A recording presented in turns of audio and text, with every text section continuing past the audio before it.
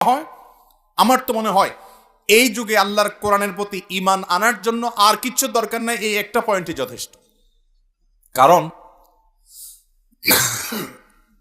অনেক জিনে ধরা রোগী আছে, যেই জিনে ধরা রোগীদের পুরো অবস্থা যদি পর্যবেক্ষণ করেন আপনি, তাদের মধ্যে যে সমস্যা আছে সেই সমস্যাটা যে অলৌকিক, সেই সমস্যাটা যে কোনো লৌকিক সমস্যা না, সেই সমস্যাটা যে সাধারণ কোনো সমস্যা না, অসুখ না, এটা বোঝার জন্য আপনার পণ্ডিত হওয়া লাগবে না, বেশি সময় অপেক্ষা করা লাগবে না। যারা জিনের রোগী দেখেছেন এবং জিনের উপদ্রব যাদের বাসা বাড়িতে হয়েছে, স্বচক্ষে দেখার সুযোগ পেয়েছেন, তাদের কাছে এটা দিনের আলোর মতো পরিষ্কার। এবং এরকম বহু দৃশ্য দেখার সুযোগ আমার হয়েছে। আল্লাহ রাব্বুল আলামিন কোরআনে কারিমে সূরা জিনের মধ্যে জিন জাতির অস্তিত্বের কথা বলেছেন।